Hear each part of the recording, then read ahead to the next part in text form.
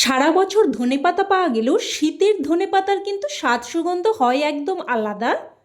তাই বন্ধুরা, আজ আমি নিয়ে চলে এসেছি ধনেপাতার দুর্দান্ত এক নিরামিষ রেসিপি, যেটা পাতে থাকলে এক থালা ভাত নিমেষেই শেষ হবে। আর এটা খেতে এতটাই মুখরোচক, এতটাই টেস্টি হয় যে ধনেপাতা খেতে একদমই পছন্দ করে না সেও কিন্তু একদম চেটে পুটে খেয়ে নেবে। তো প্রথমেই এখানে একটা বেশ বড় সাইজের ধনেপাতার আঁটি নিয়েছি। তারপর ধনেপাতাগুলোকে দেখুন খুব ভালোভাবে বেছে নিয়েছি। ধনেপাতার মধ্যে অনেক রকম খারাপ পাতা, তারপর অনেক কিছু মিশে থাকে। তো খুব ভালোভাবে বেছে নিয়ে তারপর দেখুন একদম ভালোভাবে ধনেপাতাগুলোকে ধুয়ে নিচ্ছি। খুব ভালোভাবে পরিষ্কার করে ধুয়ে নিয়ে এরকম একটা ঝুড়ির মধ্যে রেখে দিচ্ছি, যাতে করে জলটা ঝরে যায়। তো ধনেপাতার জলটা খানিকটা ঝরে গেলে তারপর দেখুন ধনেপাতাগুলোকে আমি কেটে নেব।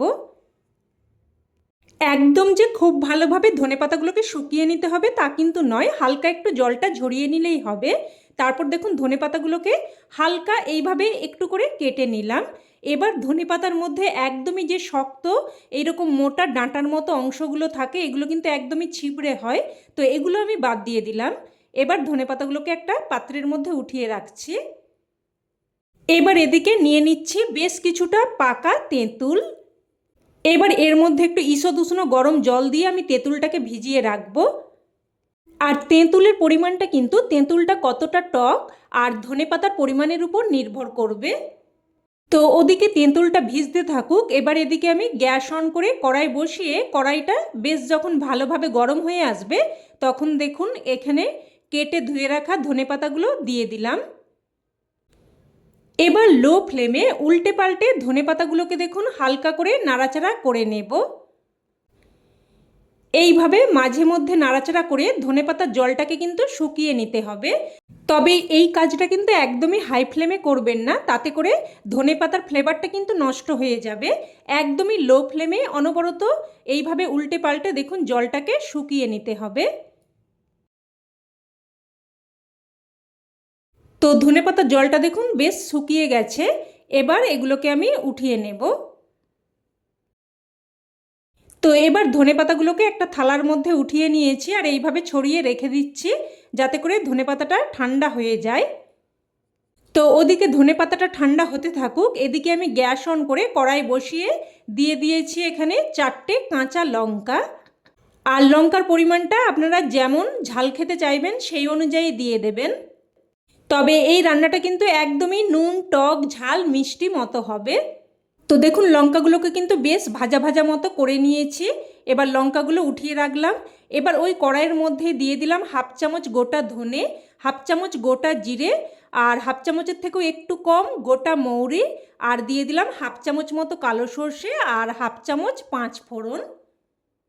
এবার লো টু মিডিয়াম ফ্লেমে এই মশলাগুলোকে অনবরত নাড়াচাড়া করে ভেজে নেব। আর যেহেতু কড়াইটা একদমই গরম ছিল, দেখুন একটুক্ষণ নাড়াচাড়া করার পরেই মশলাগুলো চিটপিট করে ফুটতে শুরু করেছে আর মশলা থেকে একটা সুন্দর ফ্লেভার বেরোতেও শুরু করেছে। তো এবার মশলাটাকে কিন্তু সাথে সাথেই নামিয়ে নিতে হবে, না হলে মশলা পুড়ে ফ্লেভারটা নষ্ট হয়ে যাবে। তো এবার দেখুন মশলাটাকে আমি গুঁড়ো করে নিয়েছি। তো এবার মশলাটা এক সাইডে রেখে দিয়ে এদিকে দেখুন আমি তেঁতুলটা ভালোভাবে চটকে নিচ্ছি। আর যেহেতু ঈষৎ উষ্ণ গরম জলে ভিজিয়ে রেখেছিলাম তাই তাড়াতাড়ি কিন্তু তেঁতুলটা ভিজে গেছে। তো এবার এই তেঁতুলের ছিবড়েগুলো ফেলে দিলাম আর তেঁতুলের পাল্পটা নিয়ে নিয়েছি।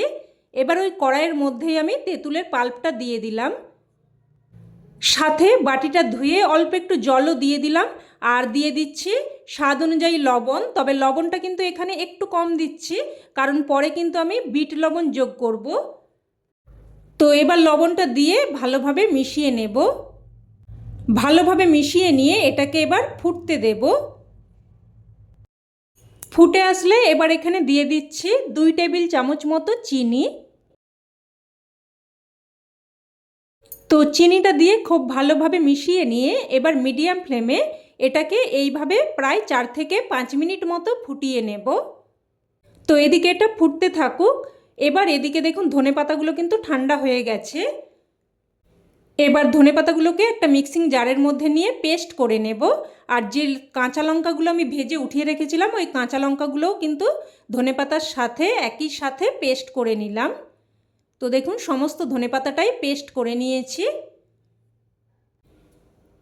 এবার এদিকে দেখুন এটা কিন্তু ফুটে বেশ অর্ধেক হয়ে গেছে, বেশ কিন্তু ঘন হয়ে গেছে। আর এইভাবে কিন্তু বেশ ভালোভাবে ফুটিয়ে নিতে হবে। এবার এই পর্যায়ে এখানে পেস্ট করে রাখা ধনেপাতা দিয়ে দিচ্ছি।